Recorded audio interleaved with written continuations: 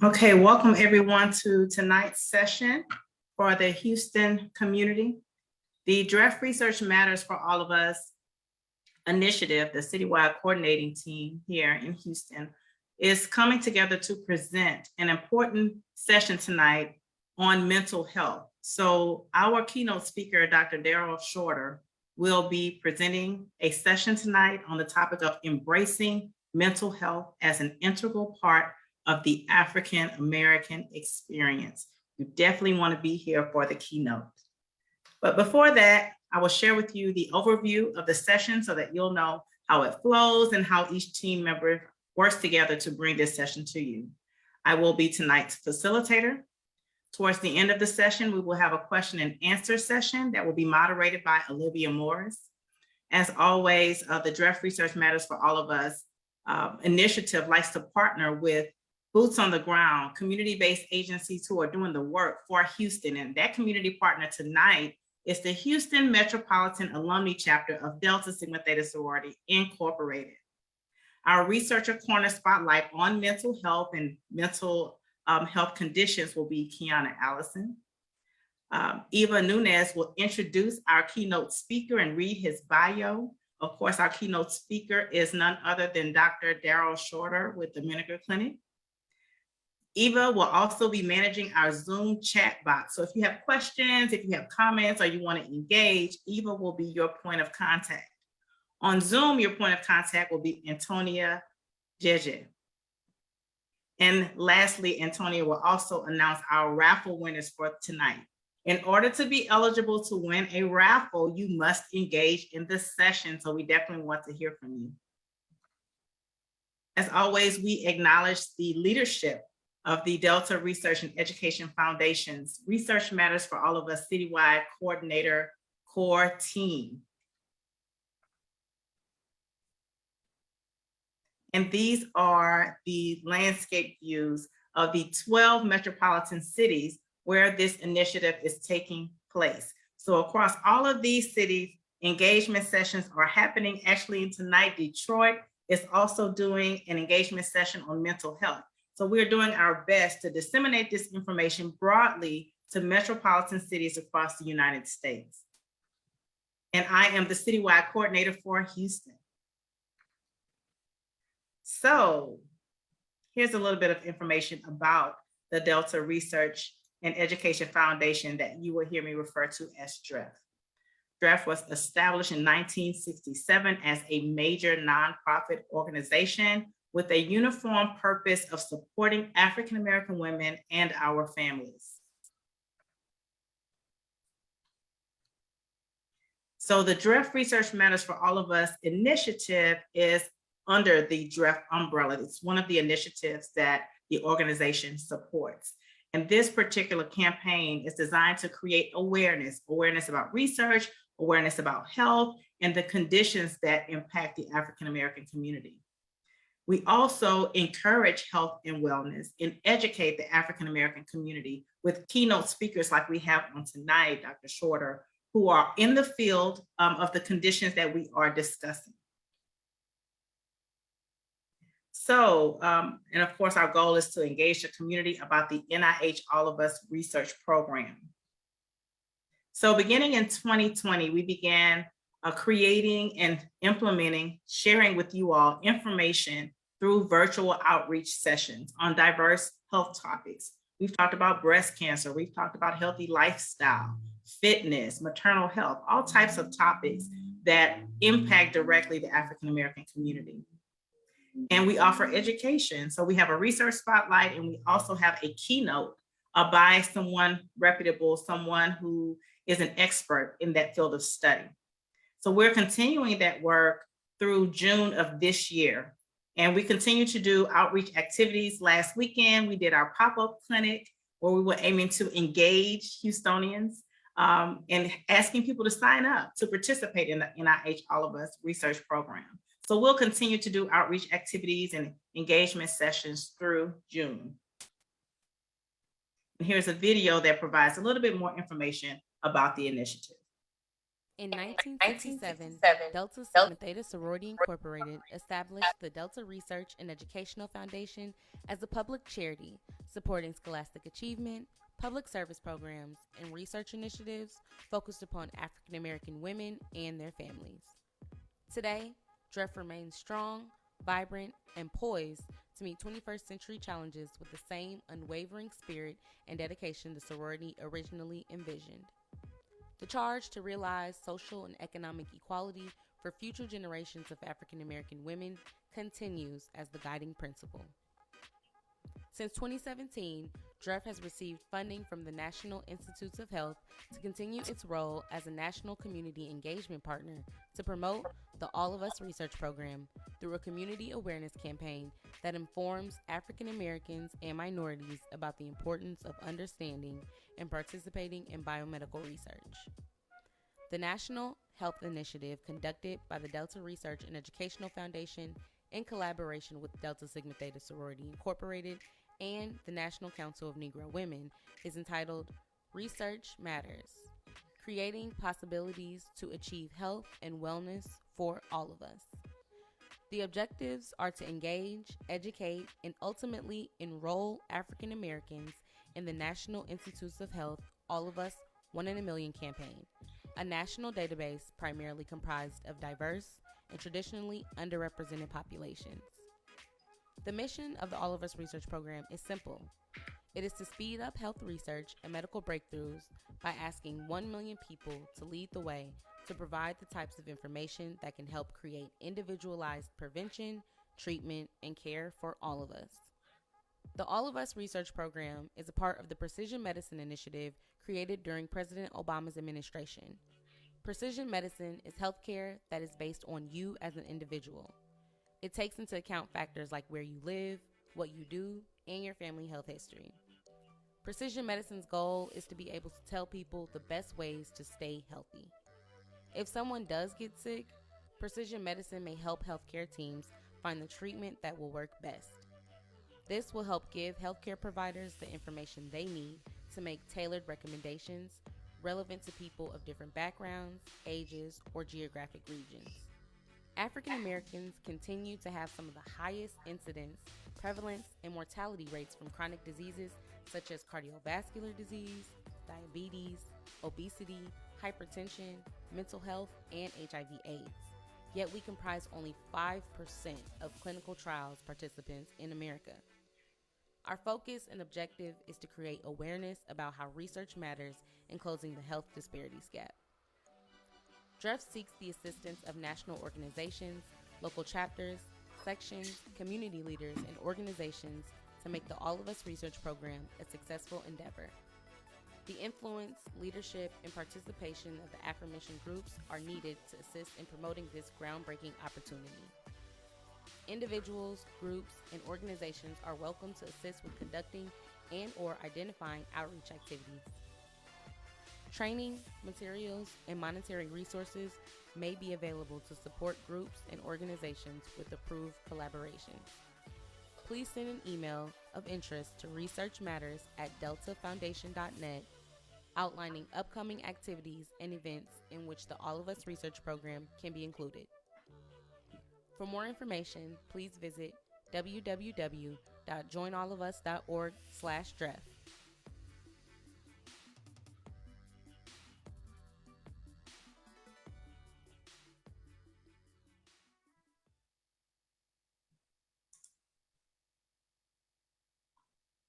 So I hope that was informative for you to understand the link between DREF, the NIH All of Us research program, as well as DREF Research Matters. So what is this NIH All of Us research program that we keep talking about and asking you to sign up to be a part of? Well, it is a historic event and we don't want you to miss out. It's a longitudinal study. Oftentimes research studies are funded for a short period of time, 1 year, 2 years, up to 5 years, but rarely do you see a study that will last for 10 years. And this is that type of study. It aims to gather 1 million diverse participants to help accelerate medical advances.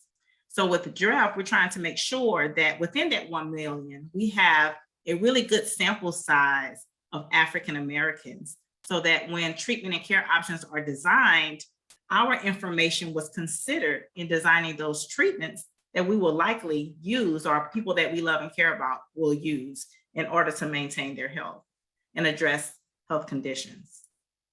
So tonight I'm launching a new precision medicine initiative to bring us closer to curing diseases like cancer and diabetes, and to give all of us access to the personalized information we need to keep ourselves and our families healthier.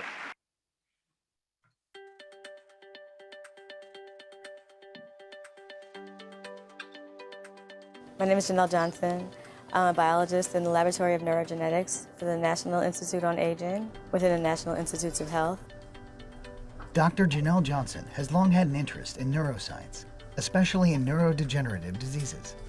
My focus is on the genetics of neuromuscular diseases, in particular ALS, but I also study neurodegenerative diseases such as Alzheimer's and Parkinson's disease. Developing treatments for these diseases, treatments that are geared to the individual person, is also one of Dr. Johnson's goals. Research has advanced to the point where personalized medicine has become a reality. And when I say personalized medicine, I mean that specific traits that you might have are more easily targeted by particular drugs. As researchers, we can target those drugs and find the best possible solutions for your diseases.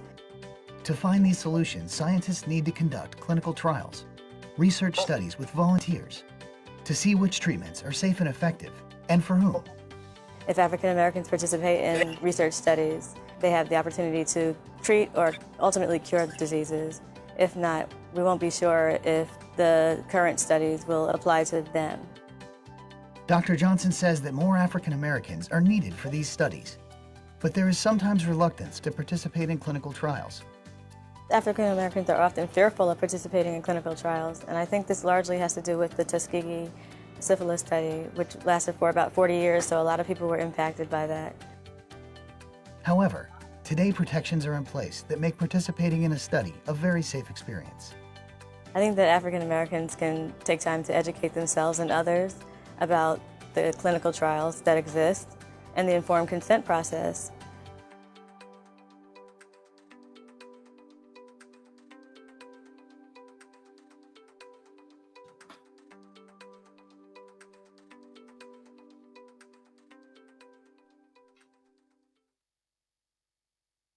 Okay, so when former President Obama spoke, he talked about precision medicine, which is an emerging approach for disease treatment and prevention. And it takes into account all of the things that makes us an individual, that makes us unique. So our lifestyle, our income and access to resources, our employment, our environment, and with environment, for instance, we're in Houston, so individuals that live close to the ship channel, their exposure to certain environmental toxins may be higher than someone who may live in river roads. And biology.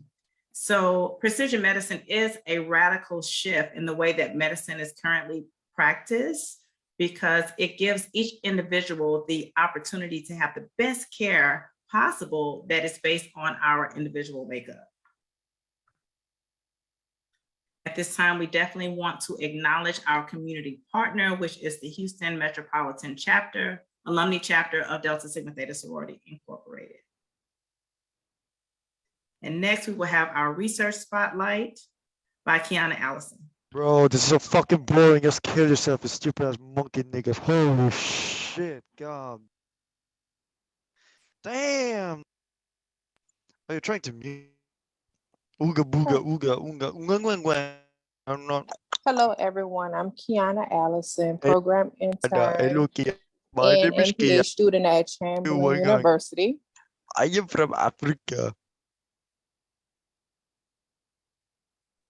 Next. Kiana, I remove that person. Okay. Hi, I'm Kiana Allison, program intern and MPA student at Chamberlain University. Next. The World Health Organization defines mental health as a state of well-being in which every individual realizes his or her own abilities, can cope with normal stresses of life, work productively, and is able to contribute to his or her own community. Mental health is an integral part of human health and well-being.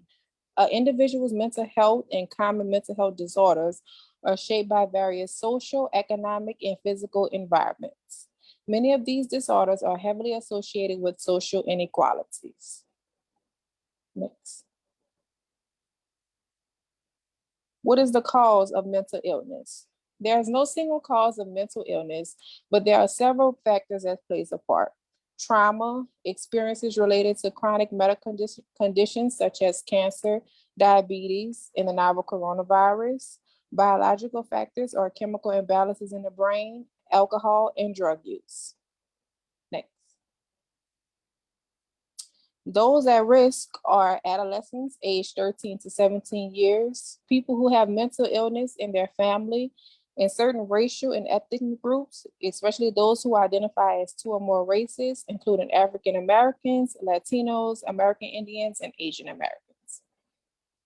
Next. Various types of mental health conditions classify as anxiety, depression, bipolar, schizophrenia, dementia, and developmental disorders, including autism. Next. Various treatment options for mental health are inpatient and outpatient treatment, talk therapy, support groups, and medications. Effective treatment options are available for those suffering from mental health conditions. Having access to healthcare and social services also is vital. Next. How can we address mental health in our community? We can first start off by ending the stigma around mental health. It is vital because individuals resist treatment due to being judged, shamed, or embarrassed. We as public health leaders can maintain the privacy and confidentiality of individuals seeking treatment, correcting language that lacks cultural sensitivity, educate and speaking out about the potential offensive behaviors, and providing resources for mental health. Next. And those are the resources. Awesome, great job. Thank you so much, Kiana. Okay, now it's time for our disclaimer, which means our keynote speaker is coming really soon. The views and opinions expressed by the guest panelists and/or presenters do not reflect the views or opinions of DREF Research Matters for All of Us, the NIH All of Us Research Program, or any of these organizations' affiliates. So we do encourage you to learn more about the NIH All of Us Research Program. We shared some information with you tonight about precision medicine, why it's important to participate and to make sure that African Americans are represented in that 1 million. Now it's time for action, and we encourage you to visit www.joinallofus.org/DREF in order for you to learn more about the initiative for yourself and to determine if it's something that you want to participate in. Okay, so next we want to welcome our keynote speaker, and Eva Nunez will introduce our speaker. Good evening, everyone. Tonight we'd like to welcome Dr. Daryl Shorter as our keynote speaker.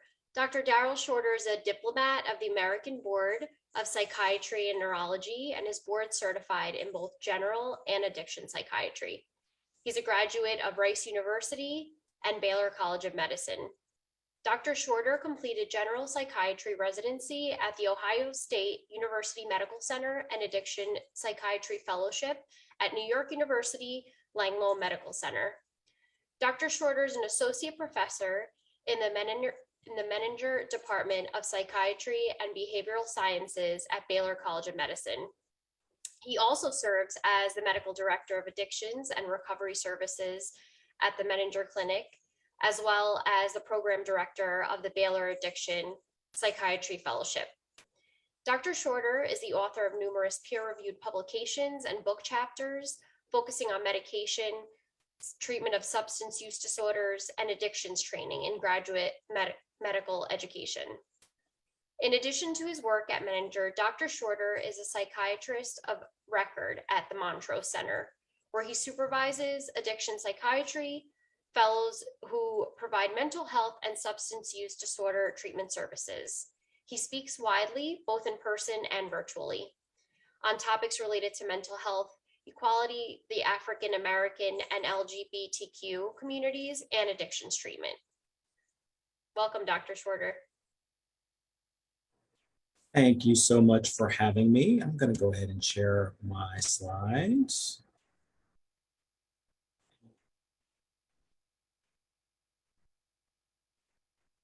Okay. So first of all, maybe everybody take a deep breath in and out after our Zoom bomb trauma from just a couple seconds ago. And I want to thank Dr. Hill for inviting me to come speak this evening about embracing mental health as an integral part of the African American experience. But before we even move into that, I think it's important to acknowledge and recognize what a tremendous loss we experienced last week. The shooting of these 10 individuals in Buffalo by a racist white supremacist individual. I think it's also really important that we, in light of this, think about and tease out what really is mental illness or mental health as a mental health condition versus the act of someone filled with hate and evil. And these are not the same thing. I want to honor these folks by reading their names and taking a moment of silence, if you'll allow me to do so. We'll begin with Celestine Chaney. And we'll try to do this without bursting into tears. Celestine Chaney, Roberta A. Drury, Andre McNeil, Catherine Massey, Marcus Morrison, Hayward Patterson, Aaron Salter, Geraldine Talley, Ruth Whitfield, Pearl Young. Just a quick moment of silence.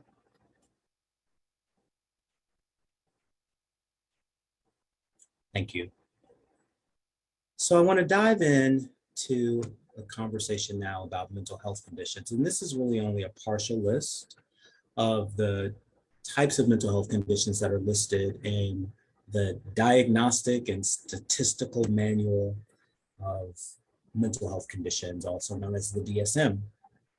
That is the manual that psychiatrists, psychologists, and other kinds of mental health professionals like our LPC colleagues, our LCDC colleagues, our LMHC colleagues, that they use, our social work colleagues, I didn't forget about you all, that we use to diagnose mental health conditions. And as I was putting together this talk, I really was thinking about what cultural lens do we bring to our understanding of these sorts of conditions. I certainly recall growing up and hearing people talk about how certain things don't happen to Black people or Black folks, not in our community. And so as I say some of the names of these disorders, I want you to think about and reflect on your own experience. Messages that you've received either historically, messages that you may even be receiving currently about the cultural understanding of some of these conditions. So when we think about neurodevelopmental disorders, there are a couple that come to mind. The first one might be autism spectrum disorders, or autism. And what do we know about autism within the Black community, within our own cultural understanding? Do you happen to know people, families, parents who are dealing with or trying to care for a kid or a kiddo with an autism spectrum disorder? What does that look like? Attention deficit hyperactivity disorder, ADHD, another type of neurodevelopmental disorder, can sometimes be a little bit of controversy within our community about whether or not it's real or exists. It's also underdiagnosed in Black or African American children. Neurocognitive disorders include things like dementias, we're probably familiar with or know someone that may have experienced Alzheimer's or Parkinson's dementia. Schizophrenia, I think sort of colloquially, we may talk about schizophrenia. Certainly it's been used as a pejorative term or a way of insulting people, maybe contributing to stigma. So something to think about there. Depression. Do Black people get depressed? Are we allowed to be depressed? Are Black women allowed to be depressed? Bipolar disorder, again, we have an understanding about what that may mean culturally, but does that cultural meaning sort of match up with our understanding of it as a psychiatric or psychological condition? Anxiety is something that we all experience as part of the human condition. But what about your understanding of what makes something an anxiety disorder? Generalized anxiety disorder, panic disorder, specific phobia or specific types of fears that people might experience, social anxiety disorder. And those aren't to be confused with things like obsessive compulsive disorder. Now, if you are like me and you like things in a certain symmetrical way of being organized, then you might think, oh, I'm OCD, but are you really? What do you mean by that when you refer to yourself or someone else as having OCD? Trauma and stressor related disorders like PTSD, post-traumatic stress disorder, means that someone has been exposed to a type of trauma. Our understanding of what trauma is or what constitutes trauma has really changed over the course of my career. And even before that, historically, we thought about trauma as something that only occurred to our veterans who have served in the military or the armed forces.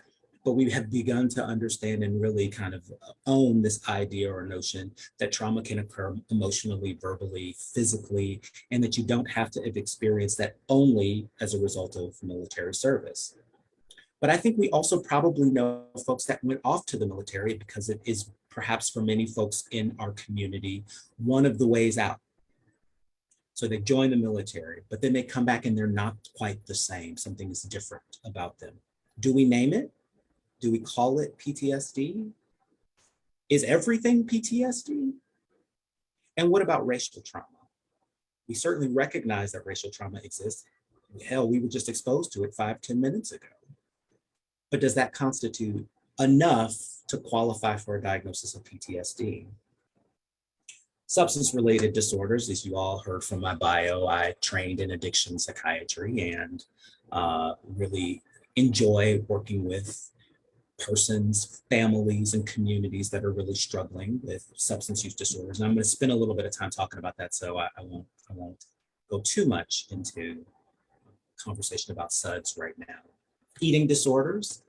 I certainly remember there was a time where we would talk in community and say like, well, do Black people get eating disorders, right? And really challenging the notion that yes, absolutely, that can occur and does occur within our community. But there seems to be a silence around the presence of anorexia or bulimia among Black folks. Personality disorders, again, another sort of challenging and complicated idea where disorders of personality or character, these pervasive ways of seeing the world, of seeing ourselves, of interacting with folks can absolutely impact our overall general mental health. Have you heard of a personality disorder? We had one that was mentioned before, borderline personality disorder, but it's not the only personality disorder. What does that look like? And is there treatment available for it? It turns out there is, but how many folks are accessing it? So a word specifically about Black mental health. Black people represent roughly 13% of the US population. However, about 19%, almost 20% of Black folks are affected by mental illness. That could include those who are struggling currently with a mental health condition or someone that has experienced it at one point in their lifetime. Black people are also 20% more likely than white people to experience what is referred to as psychological distress. Now, psychological distress is sort of a broad term, but it can occur because of a lot of different things related to family, related to medical conditions, related to work, related to the experience of living while Black. As it turns out, the psychiatric prevalence rates are similar between Black and white people, meaning that we might find that among Black communities and folks in white communities, that the rates of depression, for example, are fairly similar. However, and this is the important part I think that we want to keep in mind, using mental health services is lower in Black communities. And at the same time, the severity of illness might also be greater in Black communities. So I won't show too much data, but I do think that some of these graphics can really be helpful in understanding some of the concepts that I'm talking about. So in this first group, maybe you can see my cursor, we've got graphics for white people. In this next cluster with Black or African-American folks, and then in this final cluster, Hispanic or Latinx folks. If we look first at this bluish grayish line, this is the percentage of this community that with serious mental illness who obtained or used any mental health service at all. And what you find is that among those adults with serious mental illness who are white, roughly 70% obtained any mental health service or used any mental health service. That number is much lower among African Americans, less than 60%, and even lower in Hispanic Latinx folks.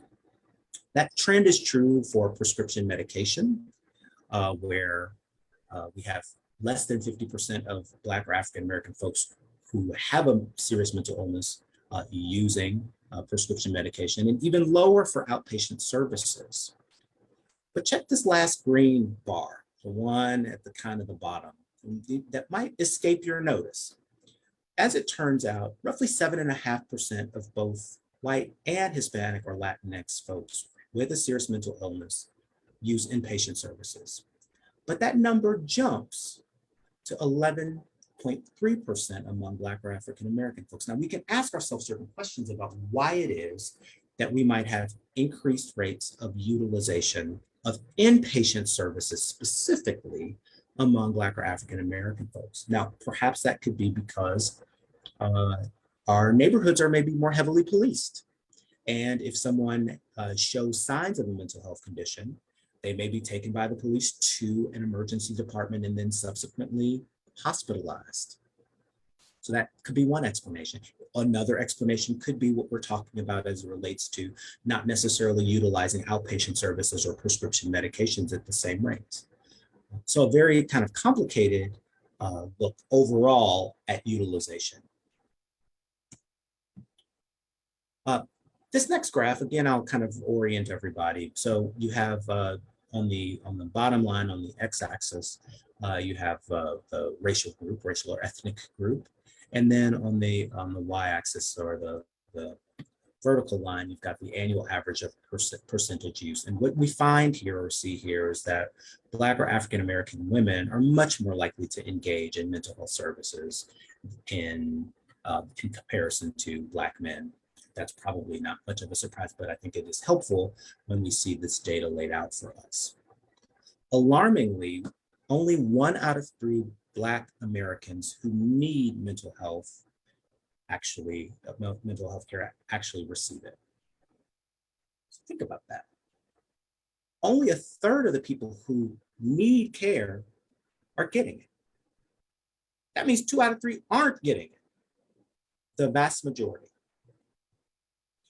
These numbers become even more sobering when we think about Black children between the ages of 5 to 12 years old, who are 2 times more likely to die by suicide when compared to white children of the same age. I'd mentioned to you all that I'm an addiction psychiatrist, so I'm going to spend a little bit of time talking about addictions as well. It turns out that in comparison to white folks, Black and Latinx folks, even when they have equivalent or less alcohol use in comparison to white people, they experience worsening alcohol-related illnesses, hepatitis, cirrhosis in comparison. We also have seen higher rates of cocaine-related overdose deaths among Black and Latinx populations in comparison to white folks.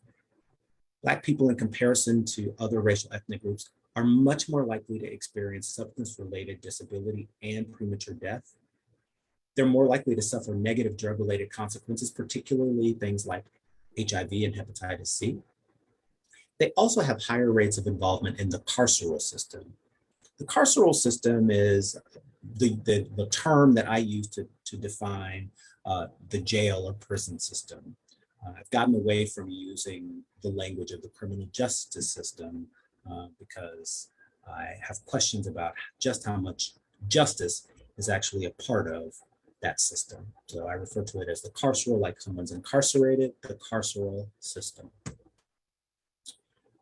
To continue thinking about or talking about the impact of substance use disorders on Black communities, I think it's also critically important to talk about Black overdose deaths. Now, if you have turned on social media or any sort of media in the last year or two, you probably have seen people talking a great deal about the massive increase in overdose deaths that we are seeing nationally in this country at rates that we've never seen before.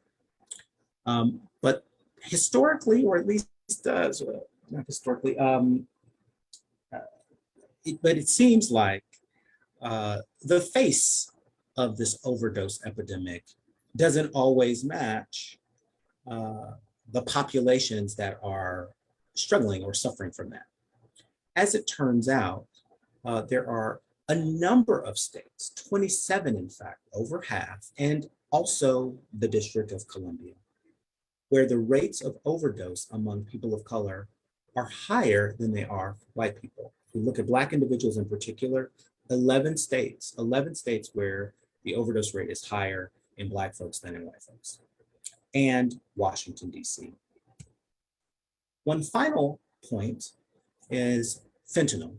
And people have probably heard a lot about fentanyl. Fentanyl is an opioid. Opioids are sort of historic classical pain medications. So when you think about an opioid, maybe you think about morphine, or you think about hydrocodone, which is also called Vicodin. You may think about oxycodone, which is also OxyContin. Heroin is a type of opioid, a sort of naturally occurring opioid. Methadone is a type of opioid as well. Well, fentanyl is an opioid. It was used when it was first created. It was used as a pain medication for folks that had essentially terminal cancer, intractable pain. People used to use it as the fentanyl patch. Maybe that's one way that you've heard of fentanyl. But the reason that fentanyl has gained so much popularity is because it is about 100 times more potent, stronger than morphine. So it's not just stronger in terms of its ability to reduce pain.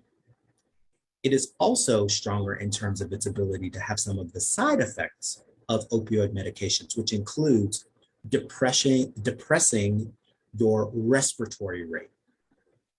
So one of the things that you can see, particularly if you've not ever taken or been exposed to an opioid before, is what we refer to as respiratory depression. It depresses literally the number of breaths that you take per minute. As a result, people may experience coma, sedation, and death.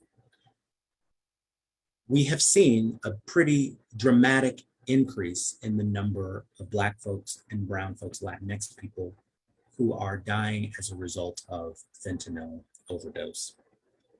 This is important because sometimes when people are using drugs that they've obtained on the street, they don't know if fentanyl is a part of that drug, if it's been cut with fentanyl, representing a pretty significant danger for those folks. So the consequences of untreated mental illness, and there are many, here are some. Work productivity can go down, and that assumes you have a job. And sometimes for some folks, particularly if they have untreated mental illness, that is not the case.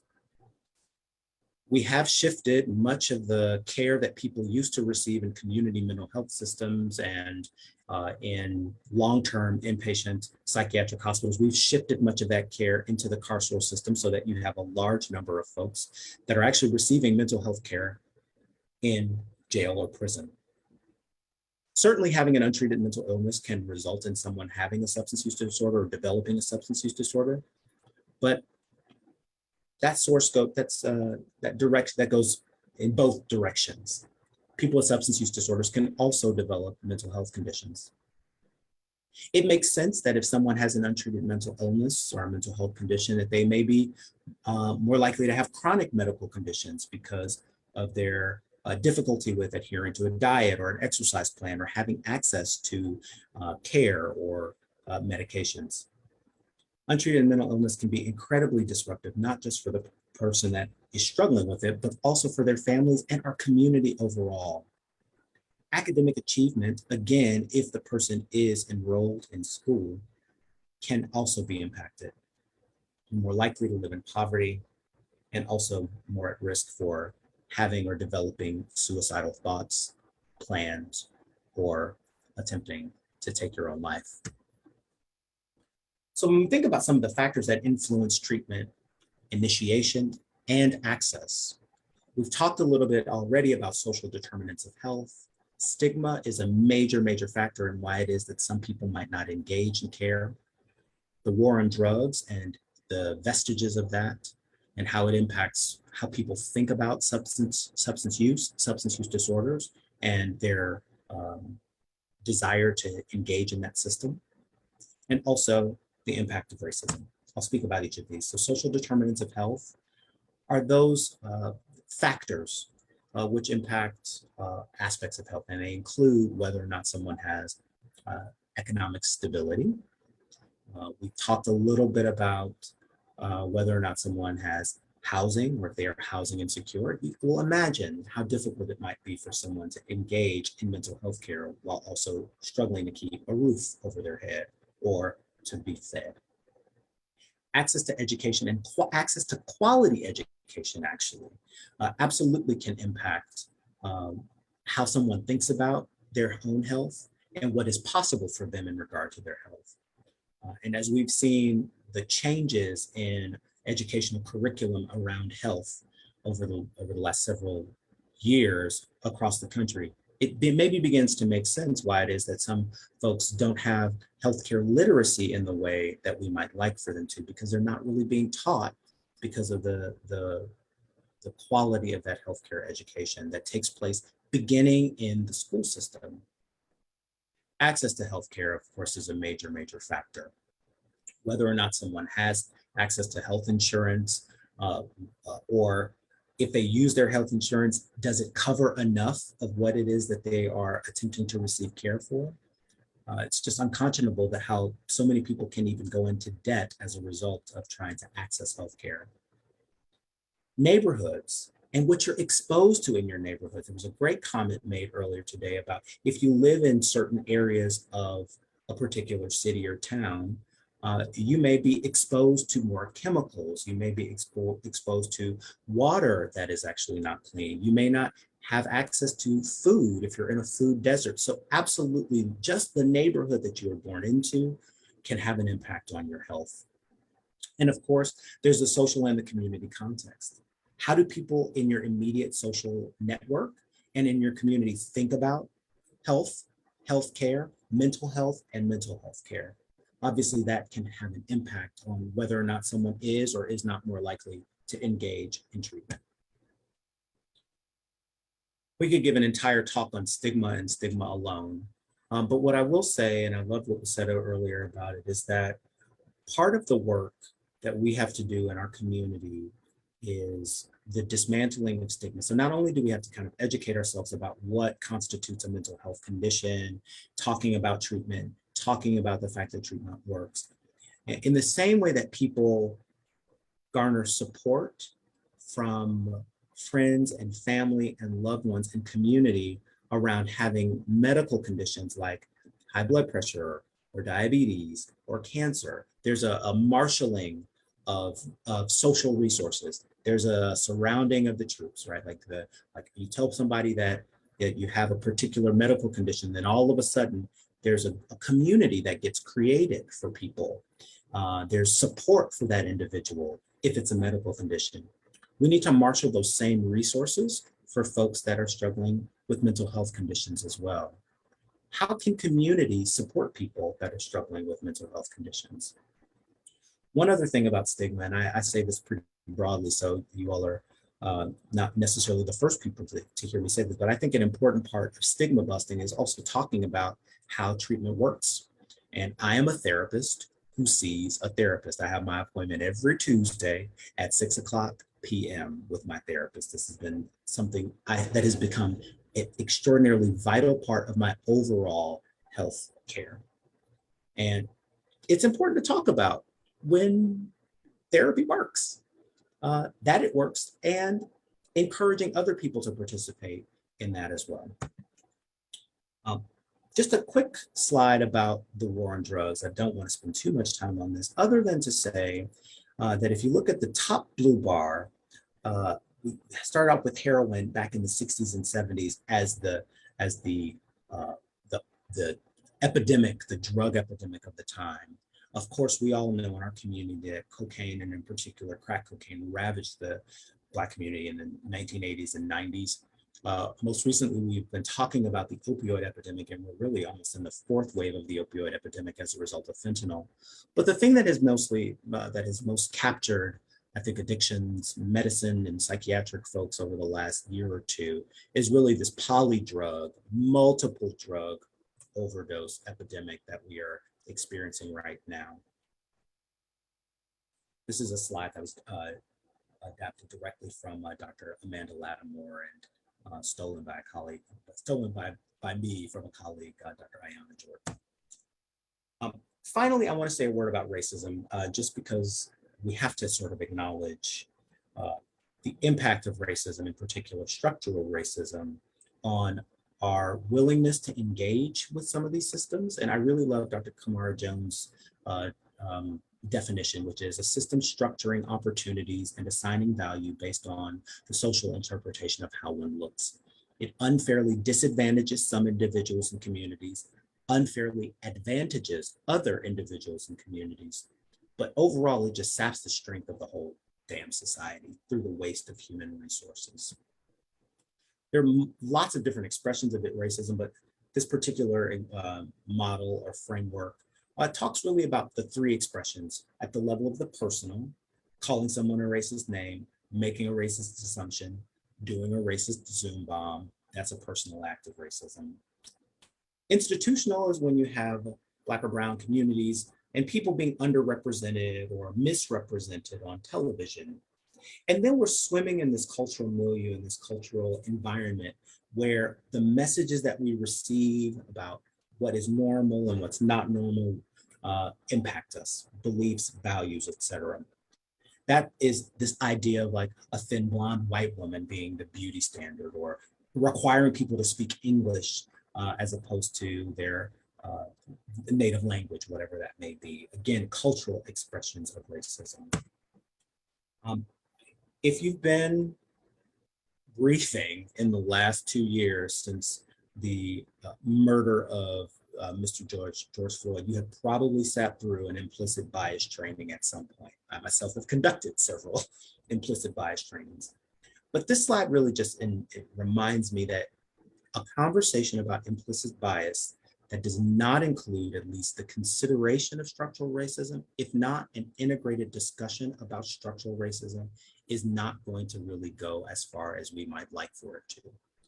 So we've got to talk about bias in the context of these structures of racism that really are about power and not conceding power to all folks. And psychiatry has a sort of a fraught history.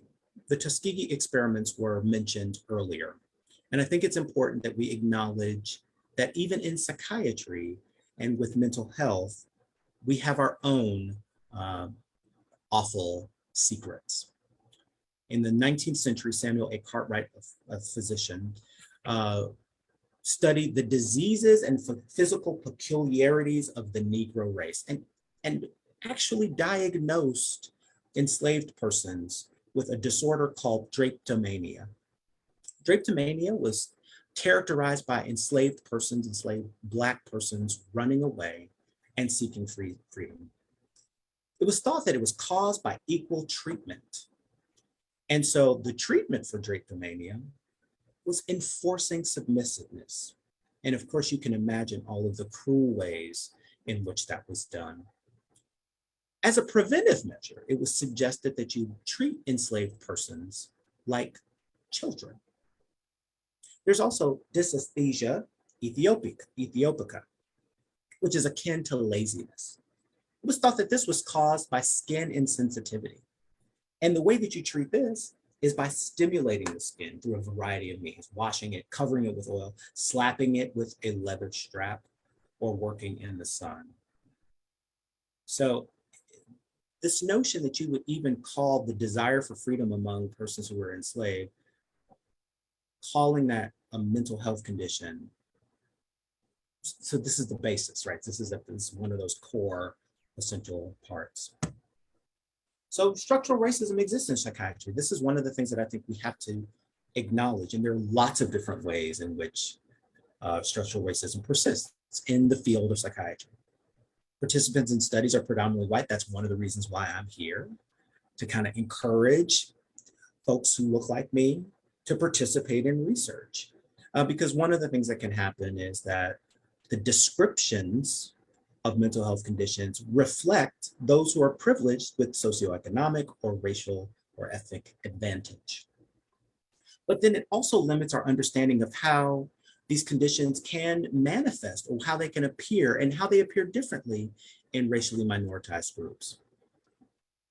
Other things that we know are present in psychiatry that we have to actively campaign and work against. There's the use of physical restraint in emergency department settings. Happens far greater among Black male patients than when compared to white male patients. Black youth are much more likely to receive punishment and much less likely to receive treatment for substance use disorders in comparison to white youth. And we're all familiar with the school to prison pipeline.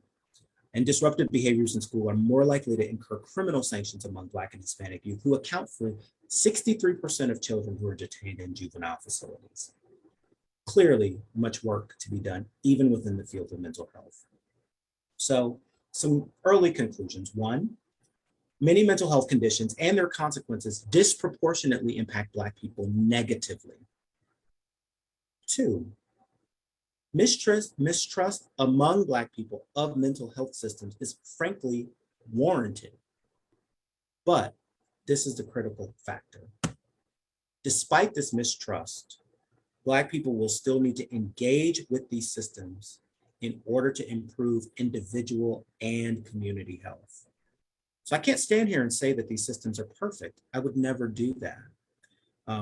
But the reality is that not engaging with these systems can result in significant harms to the self and ultimately to the community. So a final word about embracing mental health. I think it's important that you begin just by knowing the facts. One, mental health conditions, and this is like so powerful for so many people to know and to hear over and over again, that mental health conditions are the consequence of brain or neurological illness or dysfunction. People are not making this up. They're not just acting out. There's a reason that these things are occurring, and it has to do with the brain specifically.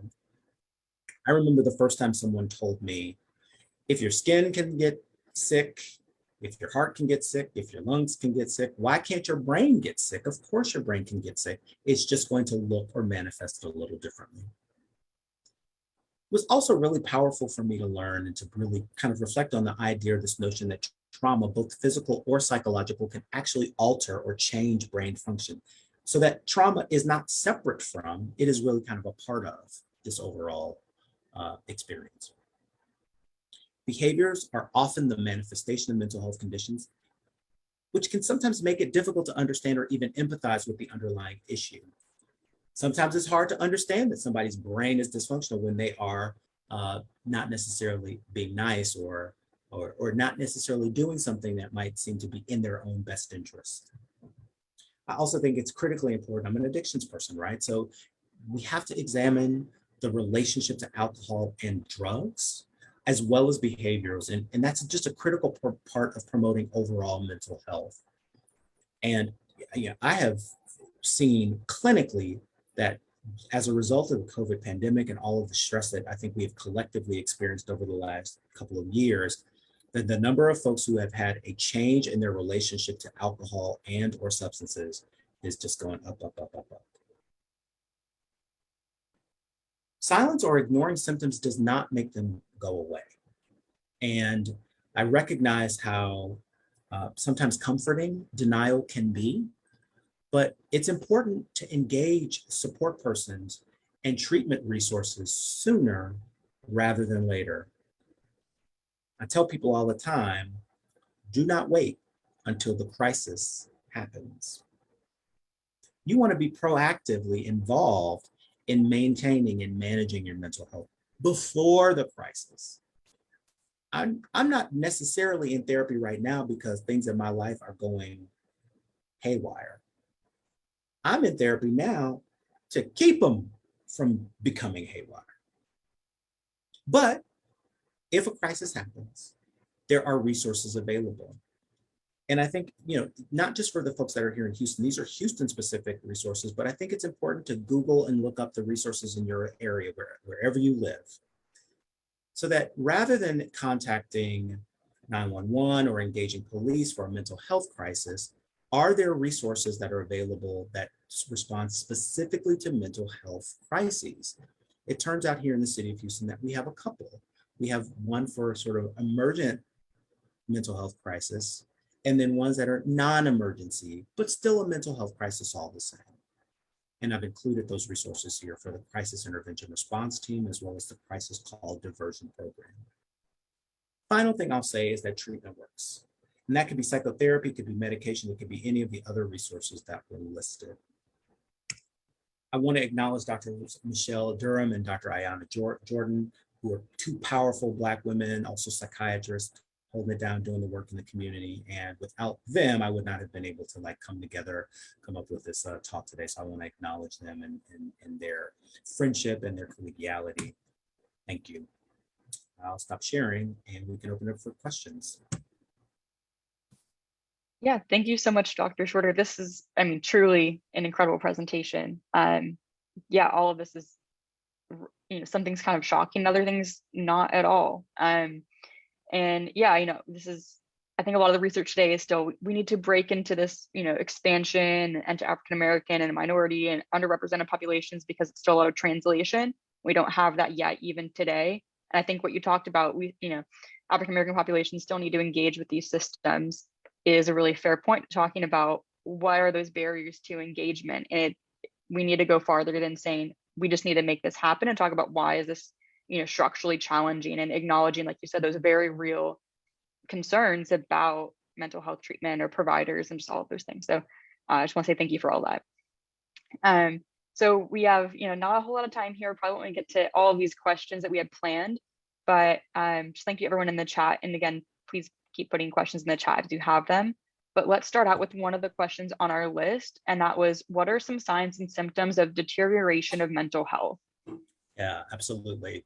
So there are so many, but I think it really begins with what is a person's individual, what we've referred to as baseline. So for some people, sleep is a great example. Some people, they're good with 6 hours of sleep a night. I am not one of those people, but say I was. A change from my normal, whatever that is, my baseline, meaning maybe I start sleeping more or I start sleeping less. That change can give a clue that maybe perhaps something with my mental health is different or changing or shifting. Sleep is one of the first things that I almost always ask people about. It tells the tale for so many people. There are other things that people might pay attention to: level of energy, their desire to do things in the world, leave their home, be active, participating in activities that were once pleasurable for them. That could be something. Somebody mentioned in the chat, overeating or under-eating. So changes in appetite can be another thing that you might be able to monitor. Now, of course, you want to do this not just in the moment, because we all can have a day where we eat a little bit more. I might have one tonight. So it's really talking about these changes being sustained over a longer period of time. So, you might have a bad night of sleep. Okay, that's fine. But can you think about or reflect on like what was going on? Was I thinking about something, and how long does it persist? Certainly changes in mood. I love that one. Sometimes people might experience an increase in their mood. And by that, I mean like they become euphoric or happy for really no reason at all. And then that gets associated with like kind of difficulty with thinking or concentrating or focus. Their thoughts might race. That could be a sign that somebody is not feeling quite as well. Certainly a dip in your mood, feeling sad, down, depressed. But we get kind of focused on the depression aspect of it. For some people, depression doesn't really feel like sadness. It feels like anger. It feels like irritability. It feels like a really difficult time tolerating frustration. So when you have a short fuse for a prolonged period of time, and it's not just with the person that lives in the house with you, it's like pervasive. It's with lots of different people. That could also be a sign that there's a change in the mood. Of course, we haven't really necessarily talked about this, but I want to make sure problems with memory are something to kind of think about. So if you're really struggling with kind of remembering things, that could be an aspect of it. Certainly if someone starts hearing voices, or if they're like, seem like they're hearing voices, that could be something. Seeing things that other people can't see, that can also be something. Feeling paranoid, like people are out to get you, coming after you, meaning to do you harm, or those types of thoughts can also be really challenging. Anxiety that is very, very difficult to control. Okay, now we all have anxiety. We all can worry about things, feeling nervous about stuff. But if again, it becomes prolonged or it really negatively impacts your ability to function, that's another thing to be mindful of. Great, thank you. And I just want to remind everyone here that those resources that Dr. Shorter had shared with us will be in this recorded presentation, and they'll be up on Facebook. So if you'd like to reference any more of those, that's a great way to do that. So for our next question here, it says, a common saying in African-American households is, what happens in this house stays in this house. How can the notion of holding a secret impact one's mental health, and how can we address this? Yeah, absolutely. That's definitely a true statement. And in the same way that I think, finding a part of a community, like somebody that's a trusted person outside of the home, can be one important step in that process. And so recognizing that, like, when you come to see a treatment provider, for example, a therapist, a psychiatrist, a psychologist, somebody like that, that you're not necessarily, because of the confidentiality around it, you're not necessarily breaching or violating that particular rule by talking about it. But I also want to kind of push back against this notion that you shouldn't talk about what's taking place in the home, and really begin to question, like, well, are we perhaps dancing up against or next to some sort of emotional abuse or psychological abuse, right? So I think challenging this idea, figuring out who outside of the home may be safe, that's part of it. But also, is the silence really abuse after a certain point? When we force or coerce someone into not engaging in care, not accessing treatment, not speaking their truth to other people, when we deny their reality in that way, perhaps we are now dancing up to a type of relationship that has some elements of trauma associated with it.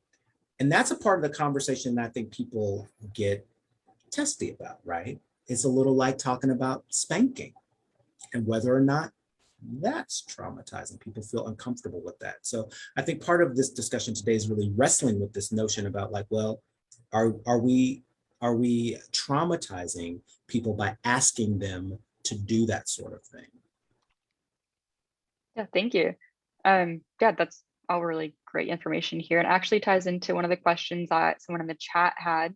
And they had asked, how can we easily introduce or have healthy conversations around these topics with each other? And they said through their personal experience, they found sometimes people can be on guard immediately when that topic of mental health comes up. Well, absolutely. I mean, I think part of it is sharing, is speaking about like using I statements, right? Like we talk a lot about I statements, and, you know, saying to someone, you know, I'm concerned about you, you know. You can begin by talking about yourself, and it really doesn't necessarily have to be about, well, you did this, or you said this, or you seem this way, and really trying to like not talk about the other person, but talk about one's own experience of interacting with this person. Like, I've noticed that you seem not yourself, or uh, I feel like things between us maybe have changed or shifted as a result of blah, blah, blah, you know, like, but really centering and focusing on yourself in your conversation so that it doesn't come across as like blaming or accusatory. Uh, just offering to be a safe space for people can be a huge thing. If somebody pushes back and says like, I'm not really interested or willing to talk about that, you just acknowledge, okay, well, if that ever changes for you, I am open to hearing from you. However, you might like to do that or not. Like, I want to be a safer space for you in that way. And of course, if like, you know, sometimes it can be helpful for people to hear a little bit about your own story if you have gone through something and it's been kind of the same way, but not always. And so you want to pick the times when it makes sense for you to tell your part of it, like, because you don't want to get into like a competition, almost like, well, you're depressed, well, let me tell you about the time I was depressed. That can feel very invalidating and sort of like, well, who gives a crap about your depression right now? We're talking about my depression. So again, you know, sort of checking our tendency to like talk about ourselves in that moment, to like try to compare ourselves to the other person, but really saying like, I'm really kind of concerned about you because I love you and we've been good friends, and I just want you to know I support you. Sometimes for some people that's enough. Great. So, you know, things like using I statements, like you said, really trying to make that connection first and building security and out of concern and out of support rather than any type of, you know, maybe unintentional attack on behaviors or anything like that. Yeah, I mean, and sometimes people are, and it's hard in the moment because your feelings get hurt, right? Like, why isn't she calling me like she used to? We used to hang out, and now we don't hang out anymore. I text her on Monday, she don't text me back until Friday. Well, forget her. I mean, like, these kinds of, like, we're all human beings. We've all been there. I mean, I'm not any different from you. I mean, I get my feelings hurt just like everybody else does. But I think it really is kind of what, if I'm having a moment where I'm like, okay, well, let me try and catch myself for a second, like recognize like, okay, I'm concerned about you. Well, you know, you're not, and you don't get to argue with me being concerned. Sorry. Like, Gotta validate his feelings. don't be concerned about you. Shut up. I'm going to be concerned about you. You're my friend. I'm going to be concerned about you. So there, take my concern. Great, thank you. All right, so next question here. Yeah, I think one that we probably thought about a lot before, but how has COVID-19 impacted the mental health of African Americans as it's greatly affected the It's been a community? whole thing. I mean, I Yeah. think we are, I mean, yeah, we are seeing it happen right now. Like, so one, the good news is like the conversations among Black communities, among Black folks about mental health that we were having before community, we're having a much more honest conversation about it now. So that's a good thing or a positive thing that has come from all of this. The number of folks that are seeking care is also going up. My phone blows up every day. Do you know, can you get me? I mean, folks, everybody's looking for a therapist, a psychiatrist, a psychologist, a social worker, case manager. Everybody's looking for some care. This is great. This was not 5 years ago. I might get a call every now and again for somebody to see a therapist, but now it's like, and everybody's full. Like, so that's a problem, right? So, which, you know, we're working on that. We've got to do a lot of work on the pipeline and trying to get people doing this. But yes, absolutely, more people are getting into care, interested in care, and following through. I also, you know, like everybody else, have seen the numbers, and really, there's a concept called deaths of despair. I don't know if you all have maybe heard of this, but deaths of despair really refers to like when people die by their own hands. So suicide related death or drug overdose deaths are actually thought of as deaths of despair as well, because people are despairing perhaps when that happens. So what we are seeing in the aftermath of COVID is an increase in deaths of despair from suicide and from drug overdose. But it's the despair piece that I think people need to kind of think about, right? So what does despair look like for people? And it can look different from person to person, but really, how is the quality of the mood? Is there hopelessness? What is your outlook on life? Is there a lack of optimism where there once was one? And so anyway, I guess because I see that there's a lot of comments in the chat about this, but I do want to just acknowledge that like people's mental health has been impacted. People are asking themselves some really, really tough questions about like, what is my life? What matters to me most? What about my relationships? What about what I'm doing while I'm on this planet? And lots of that makes sense given the collective trauma and grief we have experienced as a result of COVID. Yeah, thank you. And part of this question was talking about the great impact, overrepresentation of, just community, seeing more death and all those things affecting African American populations even more so than others due to all of these structural factors. So of course, you would think that would also play into this. Absolutely. I mean, I remember March 2020, but vividly, talk about trauma, right? I remember March of 2020, April, May 2020, June 2020, when basically the message was, sorry, Black folks, y'all gonna die. At least that's what it felt like in the moment. Like everybody was dying of COVID. Like we were super scared of it. We were quarantining and isolating. I mean, I tell the story kind of tongue in cheek sometimes, but like, I remember going to the hospital. I was still working in a hospital at one point. I get to the hospital and we didn't have PPE, y'all. When this thing first came out, when this first thing came down, we did not have enough masks. Now people don't want to wear masks. Y'all remember it was a time we did not have masks. I showed up at the door and the nurse who did my temperature check handed me a mask and said, here's your mask for the week. And I was like, for the week? What you mean for the day? She was like, no, sir, I mean for the week. I said, what am I supposed to do with this mask? She said, go home and wash it. We did not have PPE, y'all. When this thing went down, so like, let's try to keep in mind, I mean, I know we're all footloose and fancy free and having lunch and dinner and drinks and all this mess on the patio now, but think about like where we started out when we were in our houses and apartments, if we're lucky, for like 90 days. So yes, of course, people are depressed and anxious. That makes sense. We are living in unprecedented times. Yeah, and I was also working in healthcare at that time, and I remember having cloth masks that I had a few for the month, and we're rationing hand sanitizer, half full bottles through the county, just a few. So yeah, I know how it is. They did not give me an N95 to last. Right, right. They gave me a surgical mask. Yeah. All right, well, I think this will be our last question here, but an important one, definitely. What are some strategies to address and mitigate stigma surrounding mental health treatment, and the Black community? Yeah, people have to tell their stories. People have to tell their stories of when treatment works. That's really that's like one core part of it, because we need to give people a sense of hope about the situation. That's why I'm very open about being in therapy. Y'all, I've been in therapy years and years and years, and gonna go next week. I mean, like, this is just really where it is.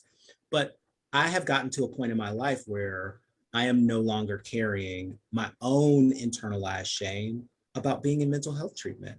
I go to my doctor. I take this blood pressure medicine. Yeah, I'm gonna go see my therapist. You need to go see you one. Over here waiting for this crisis to happen in your life. Don't get me started, y'all. I mean, listen, actually, I did have a moment where I was like, listen, I don't go because things are falling apart. I go to keep them from falling apart. That's the switch.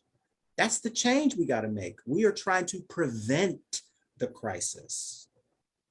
Don't wait till the crisis has happened, because the waits are 90 days. You trying to get in to see somebody, go now.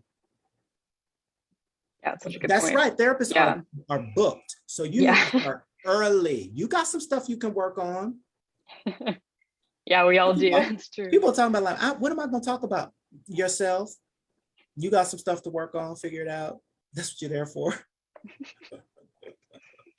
I know I'm preaching to the choir a little bit. I love everybody on here saying we have to break down the stigma. We have to talk about it. We have to like own it. We have to own it. We have to own it, own it, own it, own it. It's critically important. It is so important. And if you take medication, talk about that too. Yeah, I take my medication. I take this blood pressure medicine. Take your antidepressant. That's what it's there for. Yeah, and the childhood trauma piece. Ooh, y'all, don't listen, that's a whole other talk. You have to invite me back next month. That's the thing, right? Like when we were talking about how you're supposed to keep things quiet in certain families, and then wrestling with whether or not, oh, what was that? Now, was that emotional abuse? Do we have to name that something different? And then that becomes something to talk about in therapy. Why are you keeping that quiet in your home? What other things were you forced to keep quiet about in your home? So when you start peeling back that particular onion about conversations that take place behind closed door and how you're supposed to present a certain way in the world, are you still repeating that pattern in your life? What things are you putting out there and concealing and hiding from people? And how is that impacting the way that you feel about yourself and the way that you see the world? Powerful, heavy stuff to really wrestle with. So I think we have to talk about it and not shame folks either, right? And keep in mind that like when people do stuff and say stuff out of like their mental health condition, right? Like there's a reason for that too. Like extending grace to folks because of the way that they may behave. And that person struggles with anxiety. So it's hard for them to pick up the phone and call you back. So just take a step back that, every now and again, and just say, all right, like, let me try to imagine what it is like for this person that I know is struggling with X, Y, and Z. You try to imagine, put myself in their shoes for like a second. And then you can sometimes step through it. Like, and it's interesting because like there are times where it's easier for us to do this than others. Like when somebody loses a loved one, they've lost a parent, they've lost a kid. All of a sudden you have all of the empathy in the world, and you're like, well, I know that they lost their mother. They're probably not going to be right for another year or two. Real talk, right? Like so you extend grace and you're forgiving. But somebody doesn't have to die for you to extend grace to them around their behavior. Yeah, I think that's a great point around like patience and compassion and, grace, everything you're talking about. And, it can be hard if you yourself might be struggling with some mental health conditions or maybe, similar things that can be difficult. But I think that's right. An incredibly important part. All right, well, unfortunately, yeah. I know we got to go. No, right. Oh, no, Dr. Hill says, all good. I was going to say one more thing, and really that's absolutely. about this notion of kind of securing your own mask. I love that. I have a friend, she says that all the time. She's like, I have to secure my own mask before I can secure somebody else's mask. The old plane analogy, and that is very, very true. So sometimes if I'm not right, then my responses to people are. So that could also be when we were talking before about how do I know that something is going on with me. It's that irritability and inability to tolerate frustration. And if I'm like not right myself, then I'm not able to act right with other people. So some of it has to be some self-reflection as well. And we don't always want to do that because sometimes the answer is you. Yeah, we talked about this in our last session that you have to, fill up your glass first before you can 1000%. pour into someone else's. 1000%. Yeah. 1000%. Okay, now I'm done. Okay. Did we ask the question about, is there an advantage to Black women having Black women therapists? Excellent question. So I think so, sometimes. Let me say this. I hate it that people have to choose between their identities in order to find care. People are like, oh, well, I can get a Black person, but I can't get a Black male or I can't get a Black female. And so it does so much when you find someone where you don't have to explain certain parts of your experience, your life, and your identity. So absolutely, if you can, great. But in the absence of you being able to find and access one of the unicorns, because frankly, the sad reality is that there's not always that many of us, and they may not be on your health insurance, and they may not be taking patients, or they've got a wait list. So some of it depends on like how urgent is the need right now. And if you really need to be in care and you got to use your health insurance, but you can't find somebody that has an opening, it's better to start now. You continue to look, but get somebody in the interim. There's somebody you can work with. And you can be very focused. So let's talk, I mean, I'll talk a little bit just about therapy, I'm sorry. Like you can go in and say like, this is the thing I am here to work on here, like with you, right? I'm not necessarily here to unearth the whole thing. And that's hard to do to start with anyway, but you go in with a very specific idea or notion and you say like, listen, I'm really nervous around blank or work, or I'm really upset about this particular relationship. Can we work on this thing? So part of it is goal setting as well. So trying to kind of think through like, well, what is the thing that I want to work on with this individual, right? And you can continue to try to your search for a Black female therapist that's on your health insurance, that has an opening and is not 90 days, 6 months out, right? Where you can then do like this inner deeper work that you might be looking for. And you might find that if you go in and work on one particular goal and then you have some success there, you've developed a relationship with this therapist sort of regardless of their identity, racial or gender, and you want to continue to work with them. Or you've worked on your issue and it's better anyway. So there's really no downside to it. You can also go once or twice, and if it doesn't work out, find another one. You don't have to sit up in therapy with somebody who you aren't connecting to. They're not asking the right questions, or you feel like you're explaining too much of your experience, which I think is the thing that most people feel concerned about. They're like, I don't want to have to explain to this person all of it. Like, can they just get some of it? Just some of it. So I have to come in and explain all of it, right? So anyway, yeah. Yeah, I think that's seen a lot with like multifactorial identities, right? We're not just one thing, and there's things like LGBTQ plus and gay and being Black, and all of these things on top of each other. Yeah, I think it's something that I don't always think about is you can always switch therapists, and there might be some some work and having to go between one or the other, but in the long run, it's about that connection or that fit, and that's what's important there. And we do actually have, I'm sorry, taking up a lot of your time here, but we do have a great question from Facebook, if that's all right.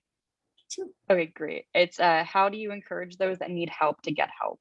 Oh.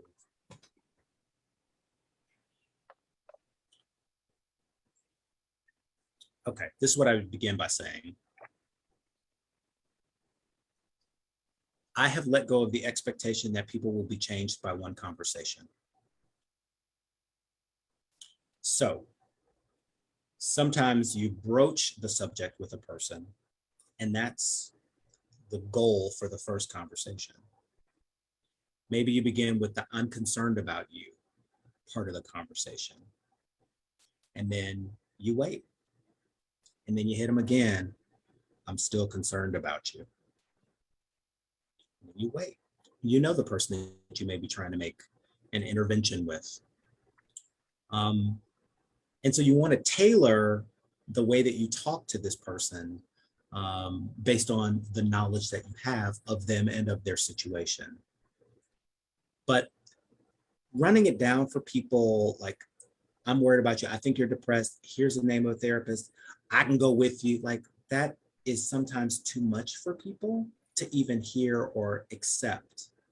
A lot of times people try, it's like, when we talk about people who like try to quit smoking, the number of times they try to quit smoking before they actually are able to do something like that.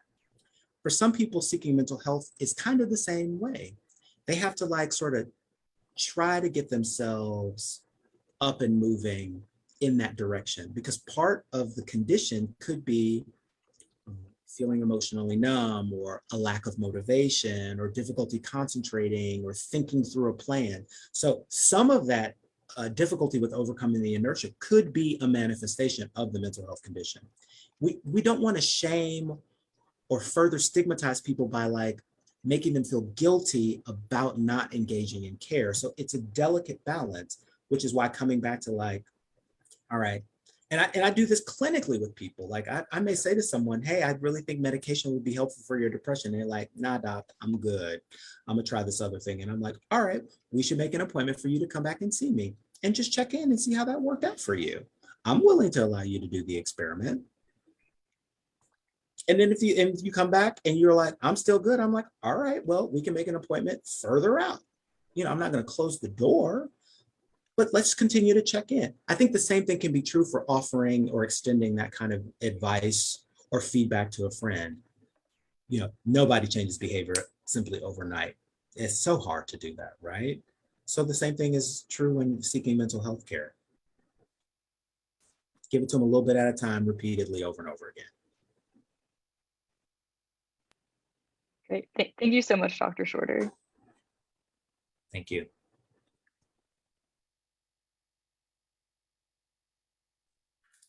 I wasn't cutting y'all off. I was just trying to share the screen. But whew, that was so much. It's so many layers there. The question about matching the therapist on race and gender, I think that your presentation shows the importance of matching on race. And I understand everybody is not available, but Dr. Shorter, the way that you can communicate, first of all, you're such an effective communicator, but the way that you can communicate from an academic, professional space, but still communicate in the way that we communicate culturally, like that element is so important in therapy. And I see that with my therapist. Like I have a Black female therapist. I've never met her before. It's virtual. But the amount of tears is probably like the Pacific Ocean that we have shared, that I have shared. She's not crying with me, y'all. But my point is the vulnerability that can be established when some things just don't have to be explained. That piece, especially when therapy is not necessarily normalized in our culture. And I've had, you know, therapists where we weren't matched on those demographics. Yep, I don't have that kind of testimony to share. And that's, of course, this is not across the board, because I've had Black female therapists where I didn't have this relationship either, right? So it is person specific. It is about the fit, but not having to explain certain things. And I'll just give this example because this is public and I'm not going to go into all of my therapy with y'all, but the performing piece. And I remember her talking about performance, but when I explained that performance was necessary for me to have the lifestyle that I'm accustomed to, that my kids are accustomed to, her response was understood. And that was off the table. And she that understood. That's all it took. That's all. That was it. I get it. The was challenge no line of is, questions. Dr. Hill, there's a challenge though. There's actually just not enough of us. Yeah. For everyone to hold out. And so I think I get caught in a bind of, do I want people to get no care, or do I want people to get some care? And I would rather they get some care than no care. And maybe they just do enough of the work now until they can get where they need to. I mean, I've had multiple therapists over my life. I started back in 2004. I think I was still in training.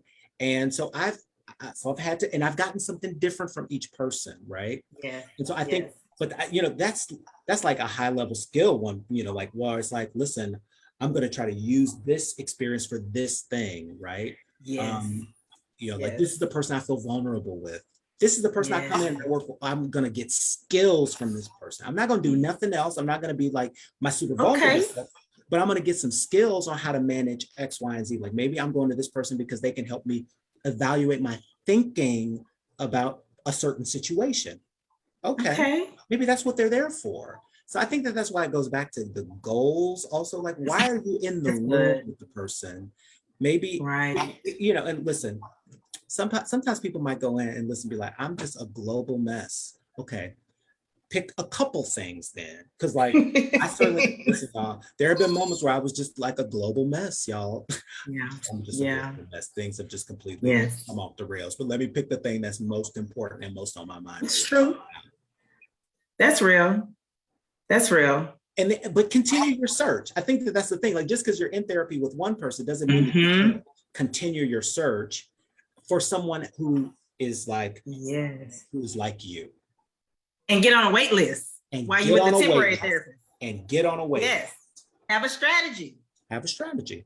You have to have a strategy, and you can't lose momentum because, you know, I get the spreadsheet from an insurance provider with everybody in the zip code, boy. I mean, it takes some time to go through that list, but it's worth it. I will go through, is it Psychology Today? All reading bios, what are your expertise? It's worth the investment to find that match.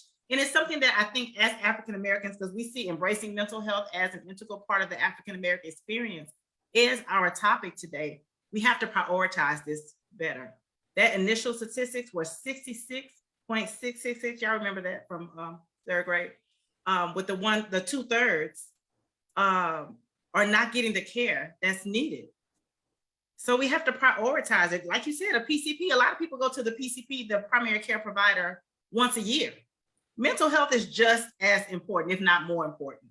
That's right. That's right. Because it impacts your medical care. It impacts your medical health. Blood pressure, stress level, cortisol. It's just the whole thing. It's the whole thing. They're integrated. Absolutely. Okay. This was a phenomenal session. We have individuals on Facebook in the chat. Thank you all so much for engaging. I think it's going to be a challenge to find the raffle winners tonight because there was so much engagement. And it's definitely a response to the way that you communicated the message, the importance of the message, and presenting it in a way that was digestible for all of us. So all of us, NIH, all of us research program. So we appreciate that. And there was a call, I don't know if you saw it in the chat. When is Dr. Shorter coming back? We're going to work on that, everybody. We're going to work on that. Just let me know when. Just let me know when. I will definitely email you. Okay, so we want you all to evaluate the session. If you have your phones, if you're not on your phone, if you could scan the QR code or visit the Linktree website. It's going to be in the chat on Zoom and Facebook. And we want you to evaluate the session for tonight. What did you like? What you didn't like? What would you like to see more of? We want that feedback from you all.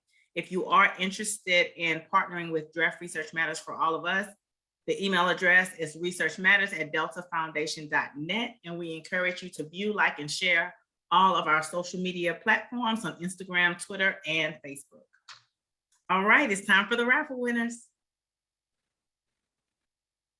Thank you so much, Doctor. It was hard narrowing down the engagement. It was hard narrowing it down because everybody was on fire tonight. But these are 5 of our raffle winners. Misha Leslie, Madonna Long, Kendra Norwood, Ali Funderman. I'm sorry if I didn't pronounce that correctly. And Meredith Nicole. All right, I believe that was Allie. Yes, Allie. Yes. Okay, ladies, I hope you heard your names. There is a bit of a window for you to get your raffle winning. So I need you to email me tonight so that I can put that in my report in order for you to get your raffle winnings. And I'm going to show my email in a few seconds. So our next event is on June 9th at 6 p.m. The topic is going to be exploring the link between Alzheimer's and brain health. And our keynote speaker is going to be Ms. Paula Johnson, who is the Bureau Chief for the Harris County Area Agency on Aging. So we definitely want you to come back for that session. Here is my email, houstonrmcc@gmail.com. So for those who would like to partner with us, you can email me for our raffle winners. I need you to email me tonight, houstonrmcc@gmail.com.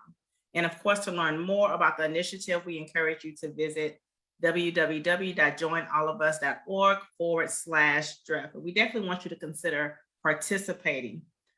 We want the mental health options and treatments and therapies to reflect us, our cultural needs, our societal needs. In order for that information to be provided, research is the key. So by participating in the NIH All of Us research program, you can share some of that information that can inform treatment and care therapies that may, be culturally tailored to African Americans and other populations. Okay, that concludes our session for tonight, Houston. We also want to acknowledge our community partners one more time, the Houston Metropolitan Alumni Chapter of Delta Sigma Theta Sorority Incorporated. Good night.